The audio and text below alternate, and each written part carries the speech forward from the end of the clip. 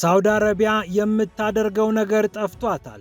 በ13 ቀን ልዩነት ውስጥ ለሁለተኛ ጊዜ ከፍተኛ ባለስልጣኗን ወደ አዲስ አበባ ልካለች። በአንድ ወር ጊዜ ውስጥ ከኢትዮጵያ ጋር ያደረገችውን ንግግር ወደ 3 ያሻገረችው ሳውዲ አረቢያ ኢትዮጵያ፣ እስራኤልና የተባበሩት አረብ ኤምሬትስ ፈጥረውታል ያለችውን ጥምረት ለማስቆም ብርቱ ጥረት እያደረገች ትገኛለች።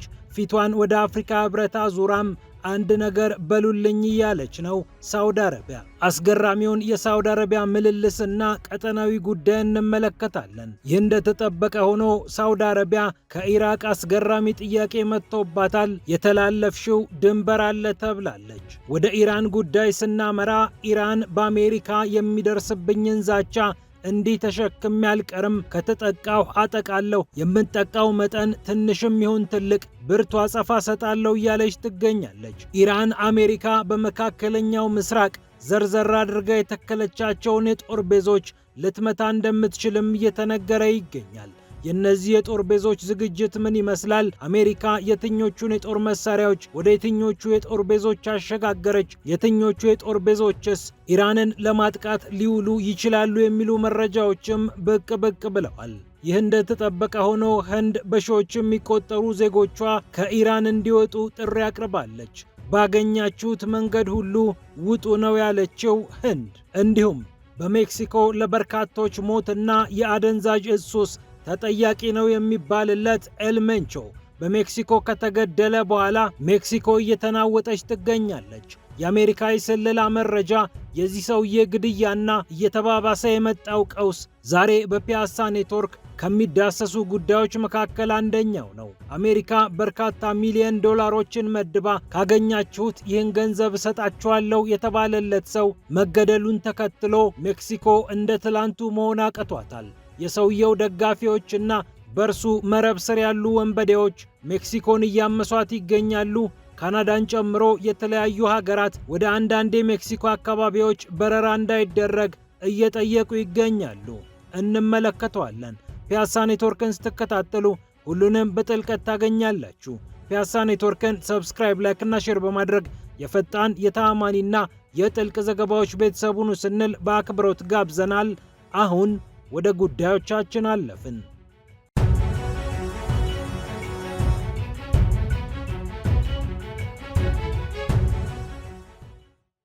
ሳውዲ አረቢያ የምታደርገው የምትሰራው ነገር ሁሉ ጠፍቷታል። አዲስ ገቢ ሆና በአፍሪካ ቀንድ ልዩ ተጫዋች ሆና ብቅ ማለት የፈለገችው ሳውዲ አረቢያ ምልልሱን አብዝተዋለች።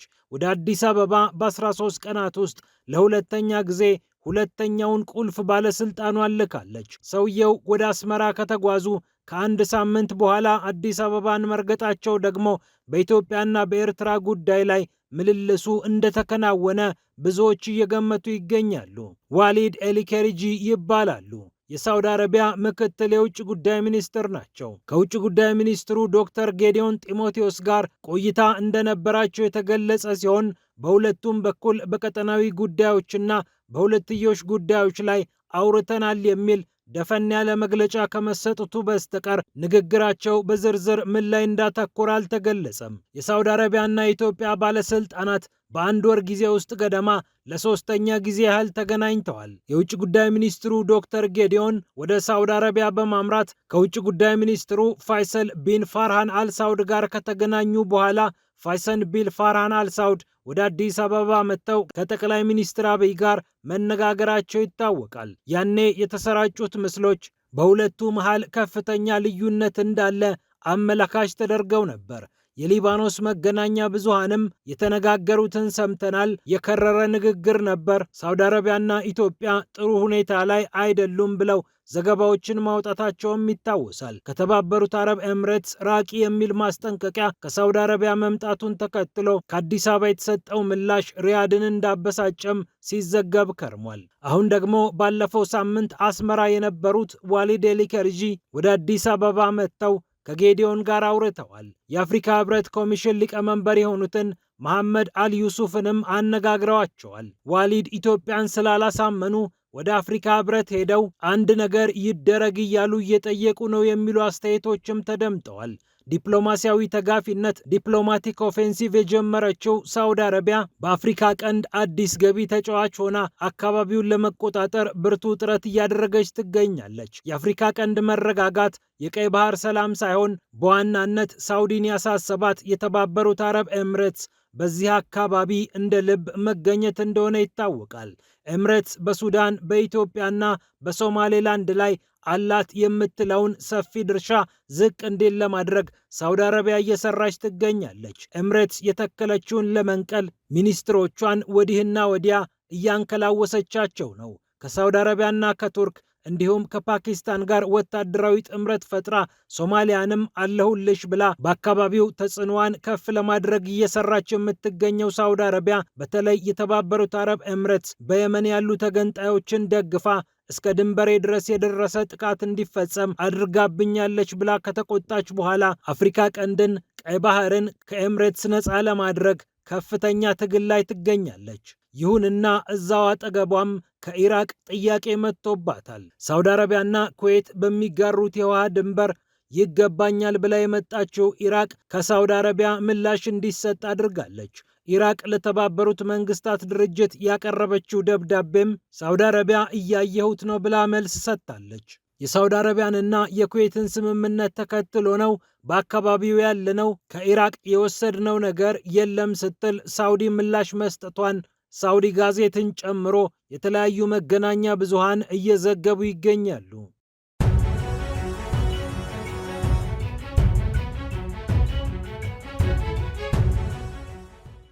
ወደ ኢራን ስናመራ ኢራን ከተጠቃሁ ዝም አልልም፣ የጥቃቱ መጠን ትንሽም ይሁን ትልቅ እንደየምጣኔው ምላሽ እሰጣለሁ ብላለች።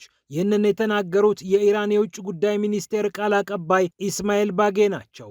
ቃል አቀባዩ ምላሽ እንሰጣለን፣ ኢራን ለንግግር ዝግጁ የመሆኗን ያህል ምላሽ ለመስጠትም ዝግጁ ናት ብለዋል። ይህ እንደተጠበቀ ሆኖ ህንድ ዜጎቿ ከኢራን እንዲወጡ በጥብቅ አሳስባለች። ከኢራን ለቃችሁ ውጡ፣ ባገኛችሁት መንገድ ሁሉ ቴህራንን ከጀርባችሁ አድርጋችሁ ወደፊት ሂዱ ብላለች ሀገረ ህንድ። ከ10 ሺህ በላይ የሚሆኑ ዜጎችን በኢራን ያስቀመጠችው ህንድ ነገሩ አላማረኝም ብላ ነው ከኢራን ዜጎቿ እንዲወጡ የጠየቀችው። ከዛው ከመካከለኛው ምስራቅ ጉዳይ ሳንወጣ ኢራን በአሜሪካ የምትጠቃ ከሆነ በመካከለኛው ምስራቅ ዘርዘር ብለው የተተከሉትን የአሜሪካ የጦር ቤዞች ልታጠቃ እንደምትችል በርካቶች እየገለጹ ይገኛሉ። ኢራንም በአደባባይ ይህንን ብለዋለች። አሜሪካ በመካከለኛው ምስራቅ ቀጠና 19 የሚሆኑ የጦር ቤዞችና መገኛ ስፍራዎች ያሏት ሲሆን ከነዚህ ውስጥ 8ቱ በቋሚነት የያዘቻቸው እንደሆኑ ይታወቃል። በባህሬን፣ ግብፅ፣ ኢራቅ፣ እስራኤል፣ ዮርዳኖስ፣ ኩዌት፣ ኳታር፣ ሳውዲ አረቢያ፣ ሶሪያ፣ ኦማን እና የተባበሩት አረብ ኤምሬትስ የአሜሪካ የጦር ቤዞች ይገኛሉ። ወደ አውሮፓ ጠጋ ብሎ በቱርክ፣ ወደ አፍሪካ ቀንድ መጣ ሲል በጅቡቲ የጦር ቤዞች እንዳሏትም ይታወቃል። ባህሬን ከ9000 በላይ የአሜሪካ ወታደሮችን በማስተናገድ ከፍተኛ ቁጥር ያለው የአሜሪካ ወታደር ታስተናግዳለች። ግዙፉ የአሜሪካ የባህር ኃይል በዚያ መቀመጫውን አድርጓል። የባህረ ሰላጤውን፣ የቀይ ባህርን፣ የአረብ ባህርንና የህንድ ውቅያኖስንም የመከላከል ኃላፊነት ተጥሎበታል። በኳታር የሚገኘው አልኡዴድ የጦር ቤዝም የአሜሪካ ማዕከላዊ እዝ ወይም ሴንትኮም ዋና መቀመጫ እንደሆነ ይታወቃል። በመካከለኛው ምስራቅ በማዕከላዊና በደቡብ እስያ ያለውን እንቅስቃሴ ይቆጣጠራል። አልኡዴድ ከ10 ሺህ በላይ የሚሆኑ የአሜሪካ ወታደሮችን በማስተናገድ ነው የሚታወቀው። ኩዌት ደግሞ ካምፕ አሪፍ ጃን የተባለ ልዩ የጦር ቤዝ ለአሜሪካ ሰጥታታለች። የኃይል ታክቲካዊና ተወርዋሪ ድጋፍ በመስጠት ነው የሚታወቀው። አለቱ ወይም አሊ አልሳሌም የተባለው የጦር ቤዝም በዛው በኩዌት ይገኛል። ወደ ኢራቅ ድንበር ጠጋ ብሎ ካምፕ ቡሪንግ የተባለው ሌላኛው የጦር ቤዝም በዛው በኩዌት የሚገኝ ሲሆን አሜሪካ በአጠቃላይ ከ13500 በላይ የሚሆኑ ወታደሮችን በእነዚህ የጦር ቤዞች አስቀምጣለች። የተባበሩት አረብ ኤምሬትስ ሌላኛዋ የአሜሪካ ወዳጅና የአሜሪካ ወታደር አስቀማጭ ስትሆን 3500 የአሜሪካ ወታደሮች በአልዳፍራ የአየር ምድብ ይገኛሉ። አካባቢውን ለመቃኘትና አይሲስን ለመምታት ይህንን የጦር ቤዝ አሜሪካ በተደጋጋሚ ትጠቀመው ነበር። በኢራቅ የሚገኘው ኤን አልአሳድ የጦር ቤዝም ተጠቃሹ የአሜሪካ የጦር ቤዝ ሲሆን ኢራን ጀነራል ቃሲም ሱሊማኒ ሲገደሉባት አሜሪካን ለመምታትና ለመበቀል ሚሳኤል ከወረወረችባቸው አካባቢዎች መካከል አንደኛው ነው። በኩርዲስታን አካባቢም ሌላ የጦር ቤዝ አላት አሜሪካ። በሳውዲ አረቢያ 2700 ወታደሮችን አስቀምጣለች። የልዑል ሱልጣን የጦር ቤዝ ደግሞ ከሪያድ ብዙም ሳይርቅ ፓትሪዮት የአየር መከላከያ ሚሳኤሎች ተገጥመውለታል። በዮርዳኖስ የሚገኘውና በአሁኑ ሰዓት ከፍተኛ ትኩረት ያገኘው ሙዋፋቅ ሳልቲ የጦር ቤዝም ልዩ አይን ውስጥ ገብቷል። የአሜሪካ አየር ኃይል ግዙፍ አውሮፕላኖችን በዚህ አካባቢ እያሰማራ ይገኛል። ምናልባትም ይህ የዮርዳኖስ ቤዝ ኢራንን ለማጥቃት አሜሪካ ከምትጠቀምባቸው መካከል ይጠቀሳል። 3800 የሚሆኑ ወታደሮችን በዮርዳኖስ፣ 2500 ወታደሮችን በኢራቅ፣ 2000 የሚሆኑትን ደግሞ በሶሪያ አስቀምጣለች ሀገር አሜሪካ።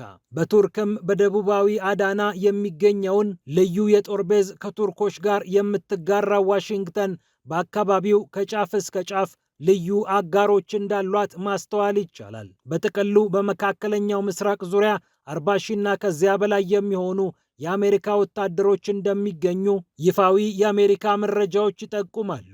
አብርሃም ሊንከን የተባለውን በኒውክሌር ኃይል የሚሰራውን ግዙፍ መርከብ ከደቡብ ቻይና ባህር አስመጥታ በመካከለኛው ምስራቅ ያስጠጋችውና አሜሪካንና ኢራንን በምታሸማግለው ኦማን ጠረፍ ጉብ ያደረገችው ዋሽንግተን ይህንን የጦር ጀቶችን የሚያስተናግድ መርከብ በስፋት ልትጠቀምበት እንደምትችልም ይታመናል። ከኢራን 700 ኪሎ ሜትር ርቀት ላይ ነው ይህ የጦር መርከብ የተቀመጠው። ይህ ደግሞ በሳተላይት ምስሎችም ጭምር ተረጋግጧል። ቶማሃውክ ሚሳኤሎችን ጨምሮ በርካታ ተዋጊ መርከቦችም በትንሹ ከ12 በላይ ተቆጥረው በመካከለኛው ምስራቅ ይገኛሉ። በግዙፉ አብርሃም ሊንከን የጦር መርከብ ውስጥ አሜሪካ 5680 የሚሆኑ ወታደሮችንና ድጋፍ ሰጪ ሰራተኞችን ሸከፍ አድርጋ ይዛለች። ጌራልድ ፎርድ የተሰኘውን ሌላኛውን ግዙፍ የጦር መርከብ ወደ አካባቢው በማንቀሳቀስ በኢራን ላይ ሊፈጸም የሚችልን ጥቃት የበለጠ እየገፋችበት ትገኛለች። እነዚህ አውሮፕላን ተሸካሚ ወይም ኤርክራፍት ኬሪየር የሚባሉት የጦር መርከቦች በባህር ወይም በውቅያኖስ ላይ እንዳለ መሬት የአውሮፕላን መንደርደሪያ የተሰራላቸውና የትኛውም የጦር ጀት እንደ ልቡ ለመብረር የሚነሳባቸው ኋላም የሚያርፍባቸው ናቸው። እንደ ቢቢሲ ዘገባ በትንሹ ከ12 በላይ ግዙፍ የጦር መርከቦች በአካባቢው ይገኛሉ። አሜሪካ ኤፍ-35 የጦር ጀትን ከኤፍ-15 እና ጠላፊ ከሆነው ኢኤ-18 ጋር አጣምራ በአካባቢው ማሰማራቷም ግሬዞንን ጨምሮ የተለያዩ መገናኛ ብዙሃን እየዘገቡ ይገኛሉ። ታዲያ አሜሪካ ከነዚህ የጦር ቤዞች መካከል የትኛውን የበለጠ ልትጠቀም ትችላለች የሚል ጥያቄ ይነሳል። ሳውዲ አረቢያ፣ የተባበሩት አረብ ኤምሬትስ፣ ቱርክ፣ ኦማን እና ኳታር አሜሪካ የጦር ቤዛቸውን እንዳትጠቀምባቸው እየጎተጎቱ እንደሚገኙ ይነገራል። የሳውዲና የኤምሬትስ ጉዳይ በአደባባይ ተነስቷል። ሁለቱም እኛ መሬታችንንና የአየር ክልላችንን አሳልፈን አንቺን አናስጠቃም ሲሉ ለኢራን ቃል ገብተውላታል። ኳታር፣ ኦማንና ቱርክም ውስጥ ለውስጥ አሜሪካን እንደጠየቋት ይነገራል። ከኢራቅ፣ ከዮርዳኖስ አሊያም ከኩዌት ጥቃቱ ሊነሳ እንደሚችልም ይነገራል። ኢራቅ ግን በዚህ ጉዳይ ላይ ተቃውሟን ማሰማቷን ተከትሎ አሜሪካ የበለጠ በዮርዳኖስ ላይ ልትተማመንም ትችላለች።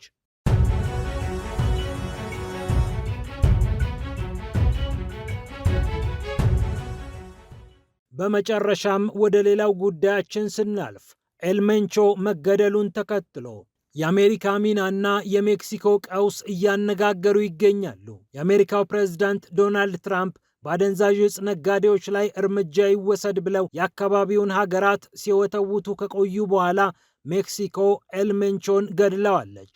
ኔሜሲዮ ሩቤን ኦሴጌራ ሴርቫንቴስ ይባላል ሙሉ ስሙ። የአደንዛዥ ዕፅ ከበርቴ ነው። ሜክሲኮን ያመሰ በአሜሪካ የሚፈለግ ሀገር አሜሪካ $15 ሚሊዮን መድባ እርሱን ላገኘ ሰጣለሁ ያለችለት እጅግ አደገኛ ከሚባሉ የዕፅ ከበርቴዎች መካከል ስሙ ይነሳል። ጃሊስኮ አዲሱ ትውልድ የተባለ ልዩ የአደንዛዥ ዕፅ ድርጅትም አለው። ይህ በሽብርተኝነት የተፈረጀ ድርጅት የሜክሲኮን ሕዝብ ቁም ስቅል ሲያሳይ ይስተዋላል። አሁን ኤልሜንቾን በአሜሪካ መረጃ አማካኝነት የገደለችው ሜክሲኮ ቀውስ ውስጥ ስትገባ የእርሱ ደጋፊዎች እዚህም እዚያም እያወኩ ይገኛሉ።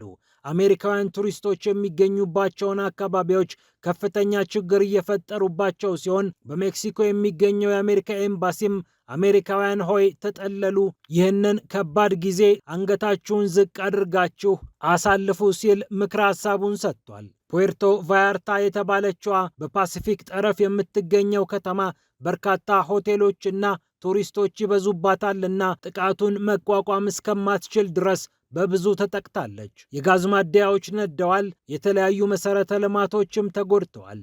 ወደ ከተማይቱ የሚደረጉ በረራዎችም እየቆሙ ሲሆን የዴልታ የአሜሪካ አየር መንገድ፣ የአላስካ አየር መንገድም እንዲሁም የካናዳ አየር መንገዶች ወደዚች አካባቢ አንበርም ብለዋል። የሜክሲኮ ፕሬዝዳንት የሆኑት ክላውዲያ ሺምባም ፓርዶ ተረጋጉ የሚል መልእክት ለማስተላለፍም ተገደዋል። የትራንስፖርት አገልግሎት በፑዌርቶ ቫያርታ የተቋረጠ ሲሆን የ59 ዓመቱ ኤልሜንቾን መገደል ተከትሎ የእርሱ ደጋፊዎችና የጥቅም ተጋሪዎች ሜክሲኮን በከፍተኛ እሳት ውስጥ እንደጣሏት እየተነገረ ይገኛል።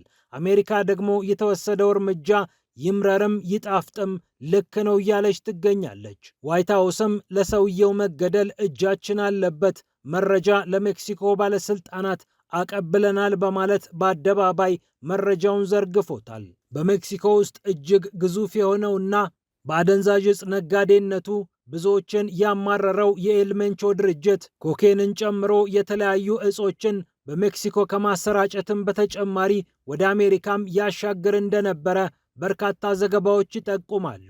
ፒያሳ ኔትወርክን ስትከታተሉ ስለቆያችሁ ክብረት ይስጥልን ብለናል። ፒያሳ ኔትወርክን ሰብስክራይብ፣ ላይክና ሼር በማድረግ የፈጣን የተአማኒና የጥልቅ ዘገባዎች ቤተሰቡን ስንል በአክብሮት ጋብዘናል። ሰላም ለዓለማችን።